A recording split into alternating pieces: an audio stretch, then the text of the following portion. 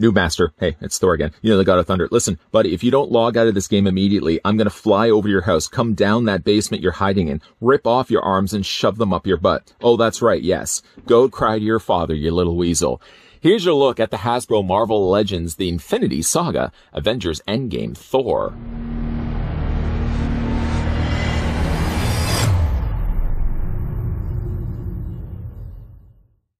Armed with Stormbreaker and Mjolnir, the son of Odin steps onto the battlefield to face Thanos one final time.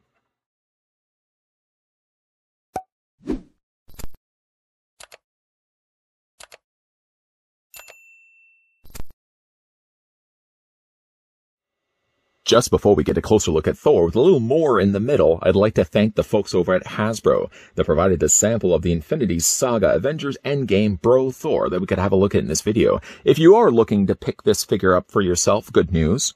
Bro Thor is available right now in retail stores, comic book stores, and online also.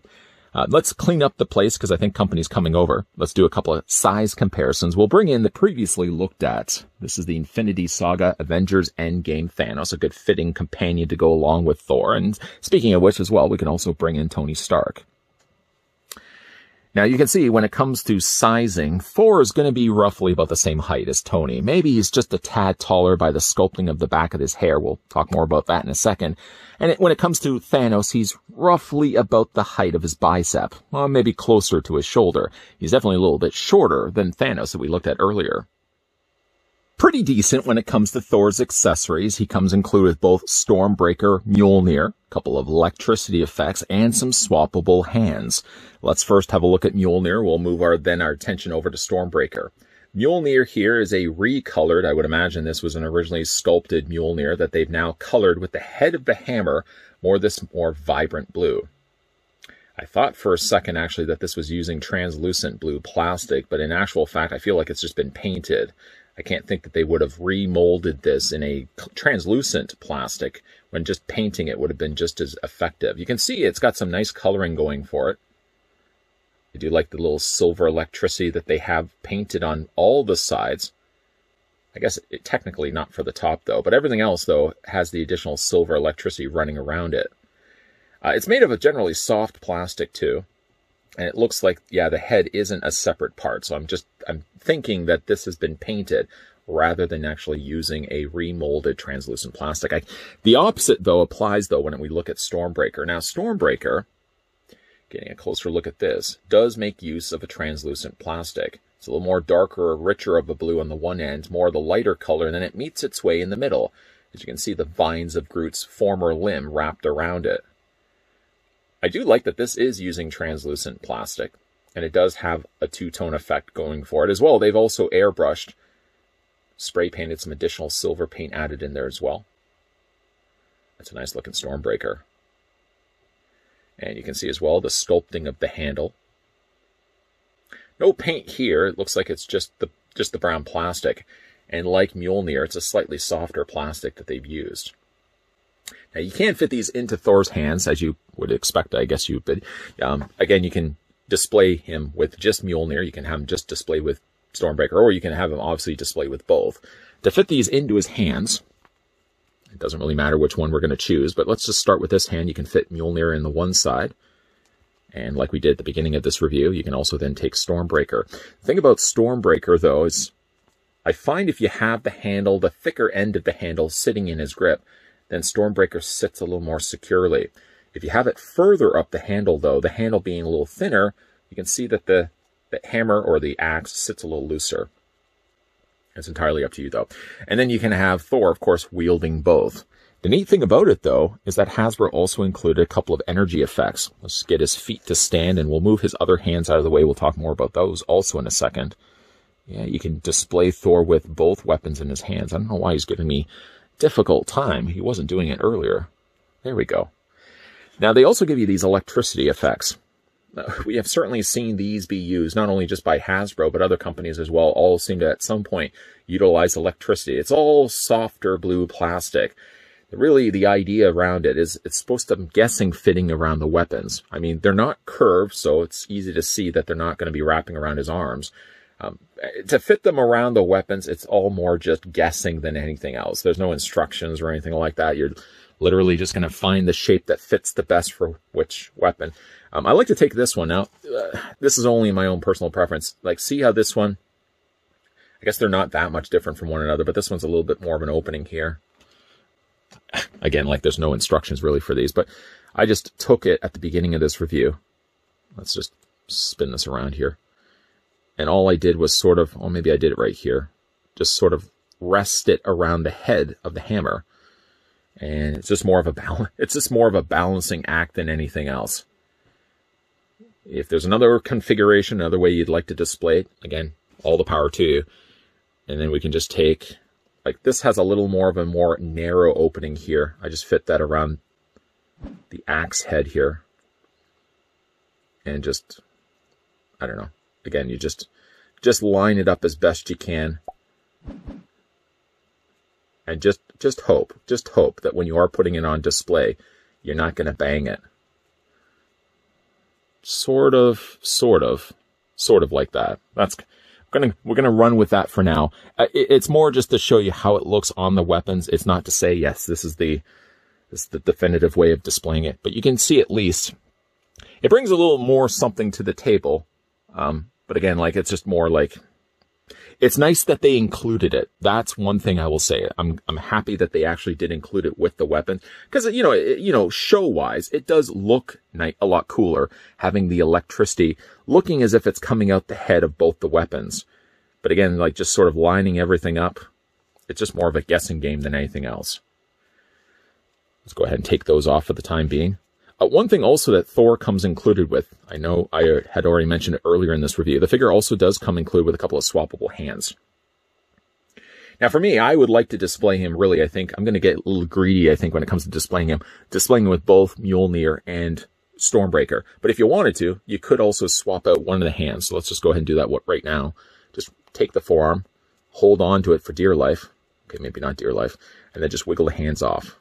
There's one. We'll just do one for the time being. And we'll replace it with this hand. Now, this hand I would consider more gestured hand. It's definitely not there to be holding weapons. I mean, you're not going to have any luck holding Mjolnir or Stormbreaker with it.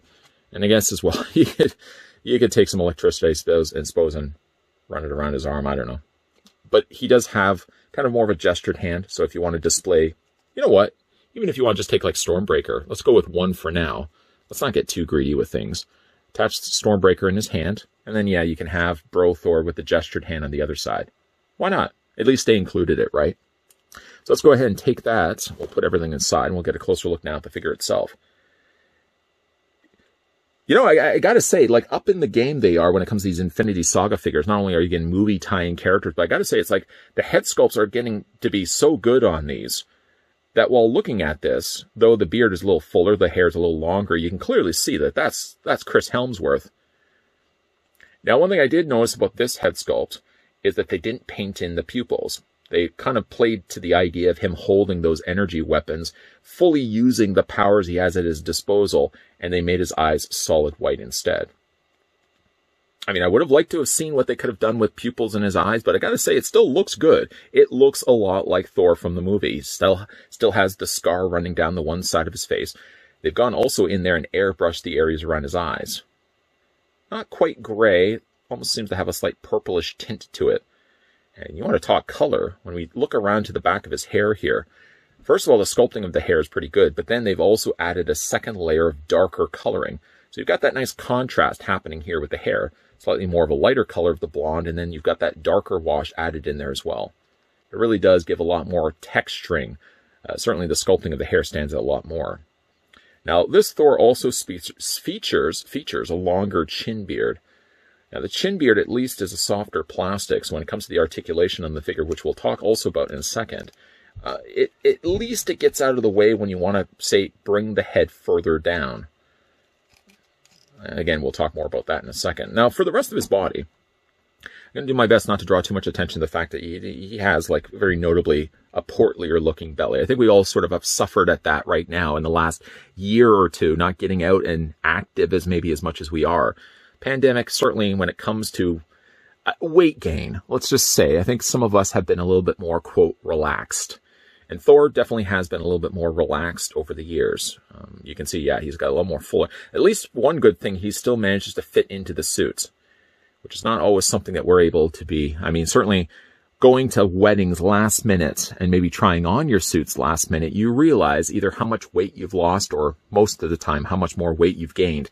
It's very difficult sometimes to put on a suit that you haven't worn for years. I say that from my own personal experiences.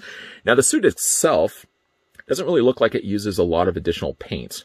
Most of it, I'm guessing, is probably just the molded black plastic. If anything, I could probably say these larger discs are more of a painted color because they definitely seem to be a little bit darker and a little shinier than the rest of the plastic. So that may have been one place that they've actually gone in and painted.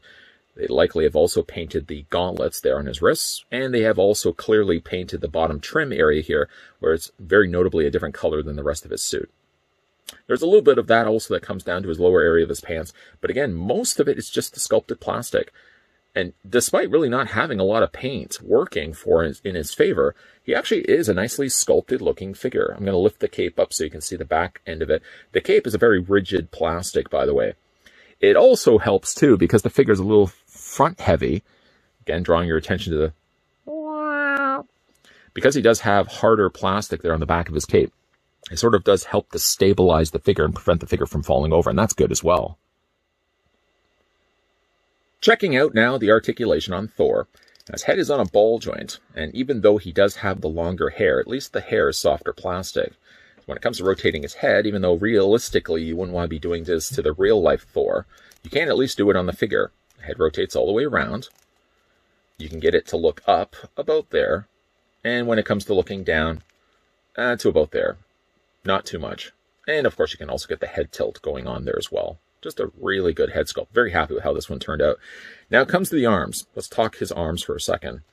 His arms, if I extend them out for a big bear hug, I'm not saying that also because he's overweight, but you can also get a 90-degree angle bend, forming the T. The arms rotate all the way around. He has the swivel on the bicep, double hinge on the elbow, and when it comes to the hands rotate all the way around.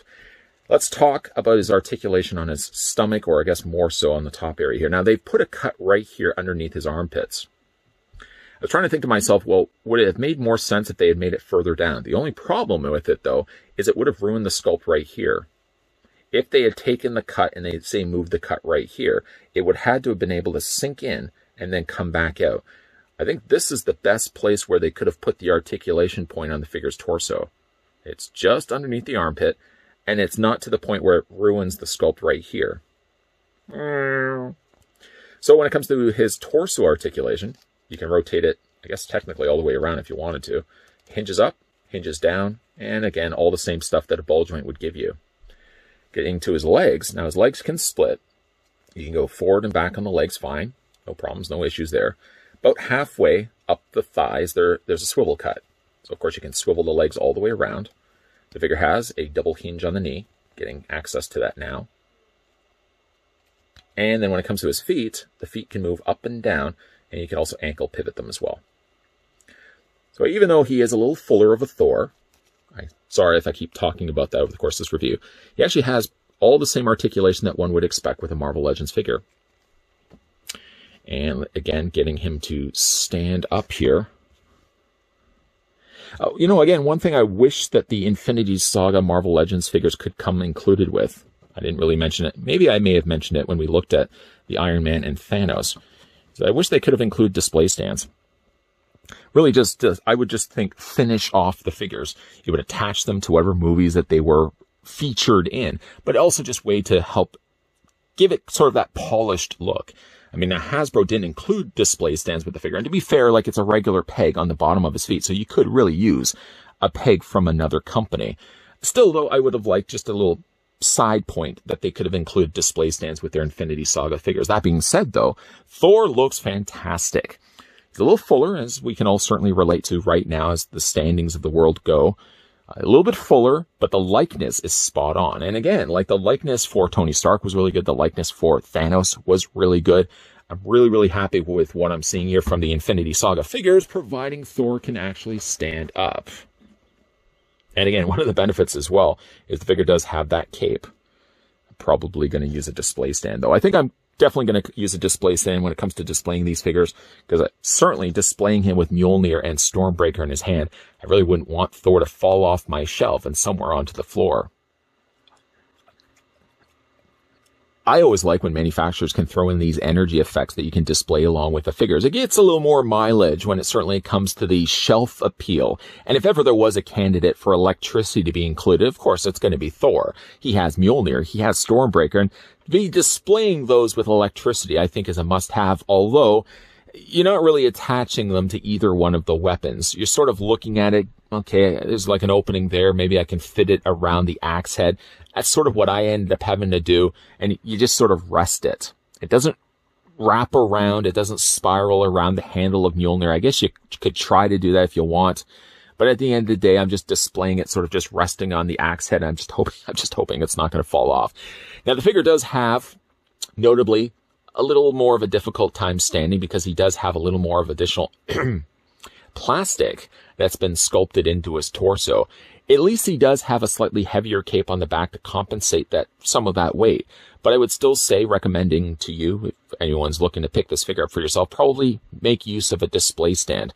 Figures in this case don't come included with display stands, but it would be certainly to your best interest to display these figures, because again, with Thor being a little fuller in the front, he's going to have a little more problem, I think, standing, and there's always that risk that he's going to fall off your shelf. So take my own advice with a grain of salt. I would probably use a display stand when displaying Bro Thor, but a great looking figure. I have been really impressed. I don't do nearly enough Marvel Legend reviews here on this channel. It really should be something I do a lot more, but the Infinity Saga stuff that Hasbro had sent to my attention, I'm really impressed with the head sculpts that they've been doing, and they've been upping, I feel, their game when it comes to likenesses bearing a very strong resemblance to the actor or actress that actually played that character. The Chris Hemsworth likeness is uncanny on Thor here. And actually, to be fair as well, the likeness was pretty good also on Thanos, even though he wasn't a real character in the movie. It was CG. And of course, the Tony Stark, fantastic head sculpts as well. Big thank you, though, to the folks over at Hasbro that provided this sample of the Infinity Saga Avengers Endgame Thor that we could have a look at in this review. Have you picked up Thor for yourself? If you have, let me know down below in the comments section what you guys think of it, or just based on this review and this review alone. If you guys are new to this channel, and maybe this is the first video that you've stumbled onto this channel watching, thank you. Come on in. Help yourself to some ice cold, brisk iced tea.